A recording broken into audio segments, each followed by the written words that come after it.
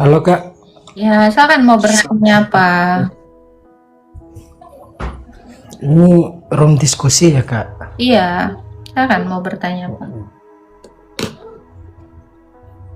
Ini Kak, saya dengar narasi yang disampaikan oleh Kakak tadi kan, yang dimana bahwa Yesus ini kan adalah Nabi sekaligus Tuhan. Tuhan yang menjadi Jadi, manusia. tapi kan ada narasinya tadi, kita kan dengar semua Kak. Silakan. Kakak menyatakan bahwa Yesus ini adalah Nabi sekaligus Tuhan. Betul, betul. Terus dalam ayat yang kemudian menyatakan bahwa Yesus adalah Nabi sekaligus Tuhan itu di mana? Oke, Karena dalam Kolose konteks 2, narasi- oke, Kolose 2 ayat 9, Filipi dikatakan ya, dalam jasmaninya berdiam seluruh kepenuhan kealahan. Itu yang pertama.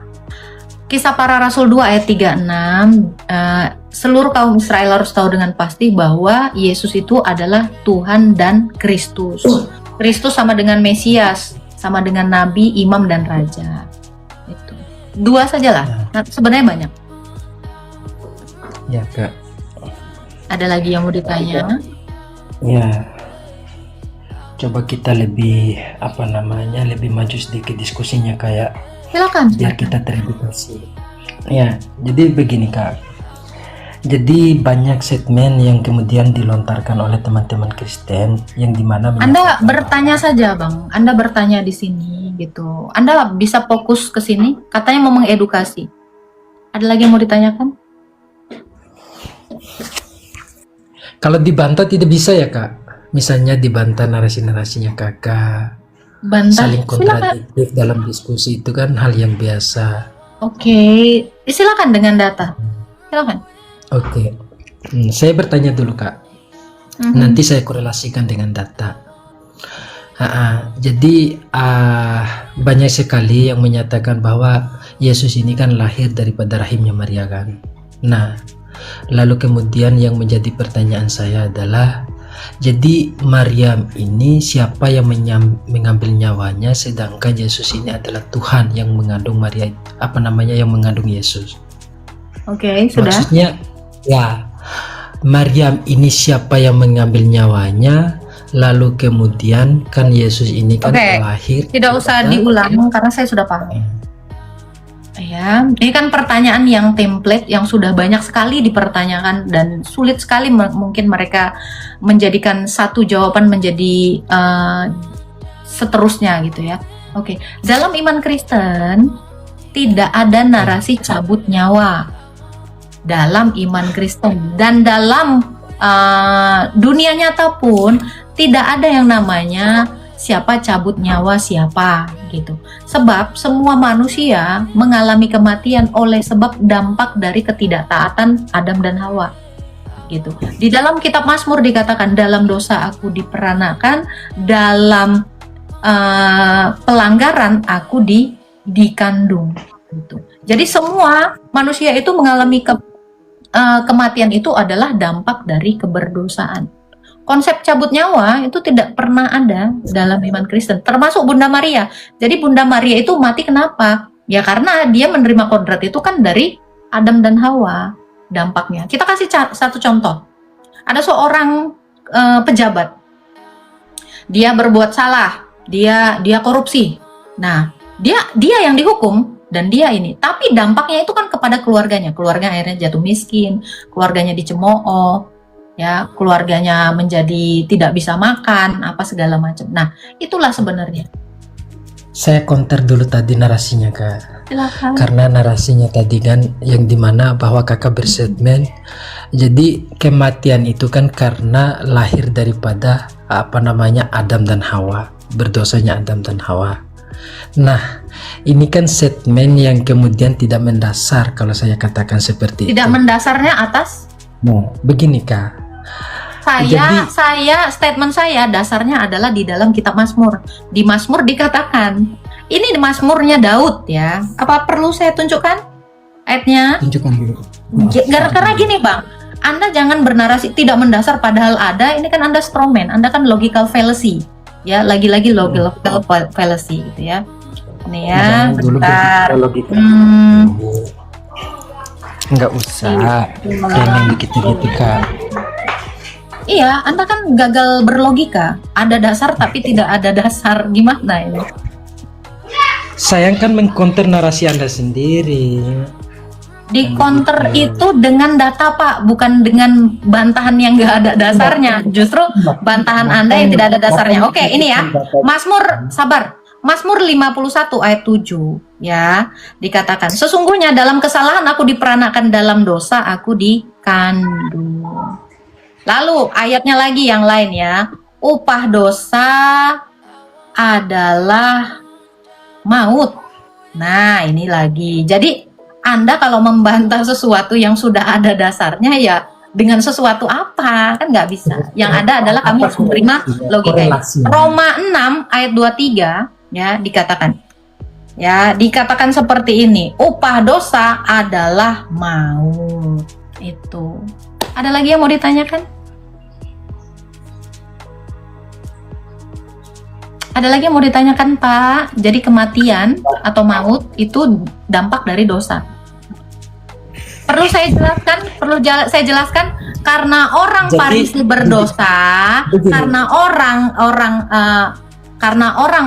Farisi berdosa, karena orang-orang Romawi berdosa, Yesus juga akhirnya dibunuh. Jadi itu dampak dari dosa.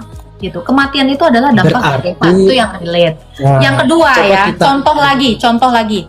Kamu ambil pisau, nancep orang ya, karena kamu berdosa, akhirnya orang jadi mati. Kan itu dampak dari keberdosaanmu mengakibatkan kematian pada orang lain. Ini sangat-sangat nyata dan konstan. Ada lagi yang mau ditanyakan? Halo. Ya, silakan. Jadi begini, Kak.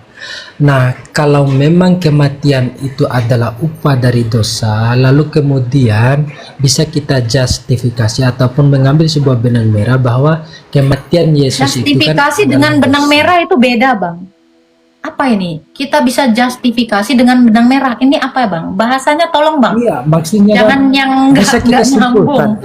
Bisa kita simpulkan. Kesimpulan bukan justifikasi, Bang. Saya ajarin ya, justifikasi dengan kesimpulan itu berbeda.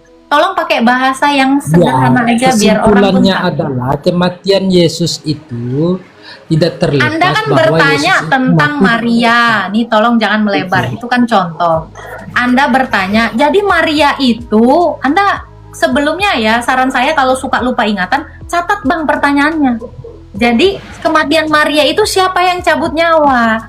Tidak ada yang mencabut nyawa, jawaban saya. Sebab mati adalah kematian Maria. Narasi Anda ini kan gini ya. Bisa nggak sih sekolah? Please.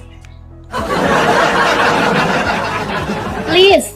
Tanyalah lagi yang baru. Itu sudah jelas banget gitu. Please, bisa nggak bahasa Indonesia? Ayolah, bertanya aja, Bang. Karena kalau kamu mau membantah, nggak bisa. Bantah itu pakai ayat apa gitu loh. Bukan bilang, nggak terima, justifikasi, begini. Itu bukan diskusi, Bang. Pernah SMP toh. Berarti kematian Yesus ini tidak berdosa begitu? Udah dijelasin, Bang. Udah dijelasin kalau Yesus itu mati. Kalau Yesus itu mati karena orang Romawi yang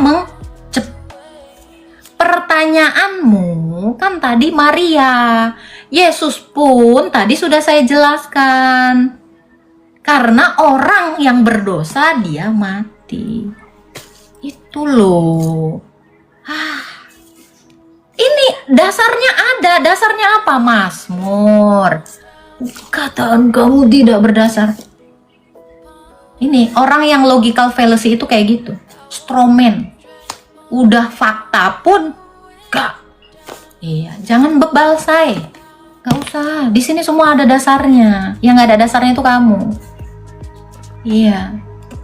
Jadi, Bun, kenapa nenekku mati, Bun? Ternyata kena serangan jantung.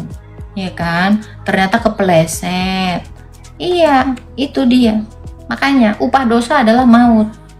Coba kalau Adam dan Hawa tidak berdosa, kita semua tidak akan berdosa, say.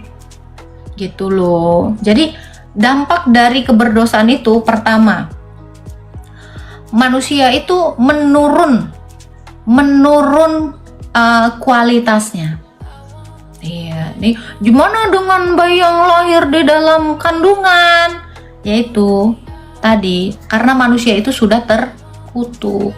Tanah itu sudah dikutuk. Tuhan Yesus bilang apa? Dengan berpeluh engkau akan mencari makananmu, dengan bersusah payah semak dan duri akan dihasilkan bagi kamu. Jadi dampak dari keberdosaan Adam dan Hawa itu, pertama, manusia bisa sakit. Yang kedua, manusia mengalami kematian. Yang ketiga, manusia itu bisa saling bun-bun, berbuat dosa. Jadi ini dampak-dampaknya. Kamu menjadi berdosa, jadi berpotensi untuk melakukan dosa, ya kan? Terus apa? Sakit. Terus apa lagi tuh? Sakit dan akhirnya pada mati. Tua. Nah, itu dampak. Itu loh, Alkitab saya ini jelas sekali menjelaskan. Jadi nggak ada itu Tuhan cabut-cabut, Tuhan kasih-kasih penyakit. Kerjaan Tuhan itu menghidupkan, menciptakan segala sesuatu itu baik.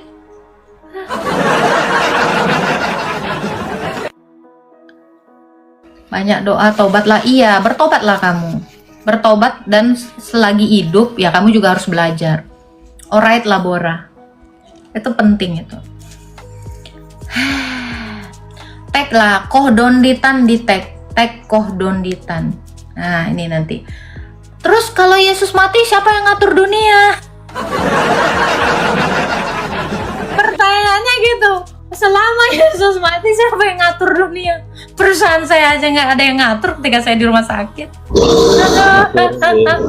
Halo Ahmad. Ya, sore Kak. Sore, silakan mau bertanya apa? Kalau ada jawabannya di Bible, saya lompat dari Monas sekarang. Apa Siapa tuh? yang mencabut nyawa Maria? Itu tadi udah saya jawab. Dampak dari keberdosaan. Upah dosa adalah maut. Upah dosa adalah maut. Itu jawaban di BB. Siapa yang menyabut nyawa Maryam? Yesus. Kematian, gini Bang. Kematian, gini. Kita harus relate. Yesus, ini gitu. Bang, mama kamu kena kanker. Apakah kanker itu adalah Tuhan kamu? Jadi bukan kata siapa, sebab banyak manusia mati, bukan orang yang mencabutnya. Ini loh, ngerti nggak? Astaga, ini yang biasa nanya yang aja ngatur kan, bumi. jawabannya udah, jangan bolak-balik mana-mana. Apa pertanyaannya? Apa pertanyaannya? Apa pertanyaannya? Dia nggak tahu apa yang dia bilang. Aduh, Ini gimana? Bang, kalau kamu bilang Maria mati, siapa yang cabut nyawa? Orang mati itu tidak ada yang mencabut nyawanya. Tidak ada. Sebab apa? Pada kenyataannya ada orang mati karena penyakit. Apakah penyakit pencabut nyawa? Apakah penyakit itu adalah Yesus? Apakah penyakit itu adalah Allah? Kan bukan. Ada orang yang mati kepleset oleh ketidakwaspadaan dia. Apakah ketidakwaspadaan itu adalah Yesus? Apakah ketidakwaspadaan itu adalah Allah? Kan tidak, Bang. Tanyalah yang relate gitu. Jadi Maria mati kenapa? Karena kodrat manusia itu sudah berdosa. Tuhan itu tidak mencabut nyawa. Tidak sama sekali. Tidak ada Tuhan mencabut nyawa. Itu. Ya, paham nggak? Terus bagaimana dengan orang yang dipatok ular kobra? Berarti ular kobra itulah yang mencabut nyawanya oleh bisa di dalam mulut ular itu. Apakah ular kobra adalah Allah? Apakah ular kobra adalah Tuhan Yesus? Tidak. Tidak. Silakan loncat dari Monas. Itu jawaban. Ya, upah dosa adalah maut. Maut itu kematian. Itu lompat sekarang, lompat kau dari Monas. Itu jawaban di Alkitab. Kalau kamu kan gini ya. Dia minta jawaban di Alkitab, tapi dia menyediakan jawaban sendiri. Gimana menurut kalian? Gimana menurut kalian? Minta jawaban di Alkitab dengan narasi dia bakalan lompat, tapi dia menyediakan jawaban A, Tuhan Yesus, B, Allah. ini dek, relate dikit deh. Sabar ya teman-teman yang di bawah, saya juga lagi berusaha sabar karena audiens saya ini memang rata-rata yang tidak sekolah. Atau yang rata-rata memang cuman ngedengerin ya pengajaran gurunya yang juga nggak sekolah. Iya, ya kalau gurunya tidak sekolah, dia diajarkan sama yang tidak sekolah. Ya kalian walaupun sekolah, kalian jadi tidak sekolah, jadi mundur. Serius. Makanya penting cari guru itu yang lulusannya itu udah profesor, PhD. Karena apa? Itu ngedampak sama kamu. Salam semuanya, salam. Iya. Masanya kamu S1, terus gurumu tahu-tahu yang nggak sekolah. Ya kayak ginilah kalian, terpengaruh. Sebab betul kata Alkitab ya, pergaulan buruk merusak kebiasaan baik. Kamu kebiasaan pintar, tapi gaul dengan guru yang on, ya jadinya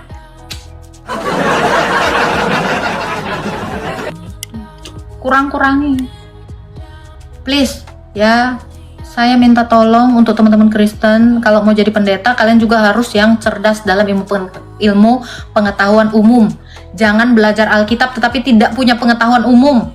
Karena pengetahuan umum itu, ya, similiar dengan Alkitab, gitu loh. Sangat-sangat berdampingan, butuh sekali. Jadi nggak ada narasi, pokoknya harus manut. Nggak, semua bisa dijelaskan. Ilmu itu ada, ya kan? Ya, ini narasi saya untuk teman-teman Kristen. Kalau udah sekolah teologi, minimal ya punya sekolah yang lain. Ya, minimal. Jangan kamu cuman hafal Alkitab, terus udah ngerasa jago jadi pendeta.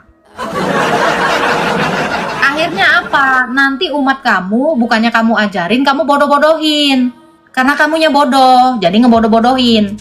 Nggak boleh, ya. Nggak penting belajar, ngafal Alkitab. Nggak perlu menghafal Alkitab, ya. Tetapi kamu memahami Alkitab itu penting, gitu loh. Nggak apa-apa, baca Alkitab nggak apa-apa, nggak perlu dihafal.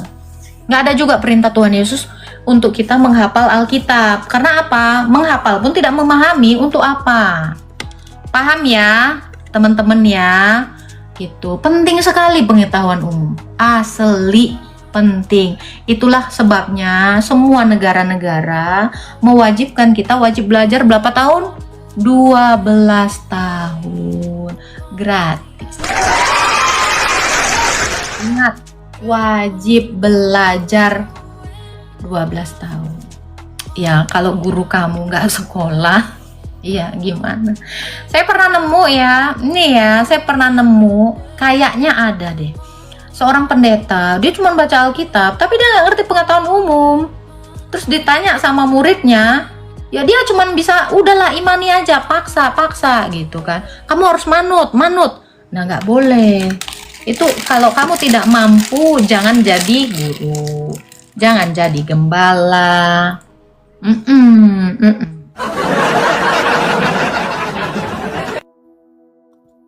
Ya kan, ingat ya, nggak boleh lah.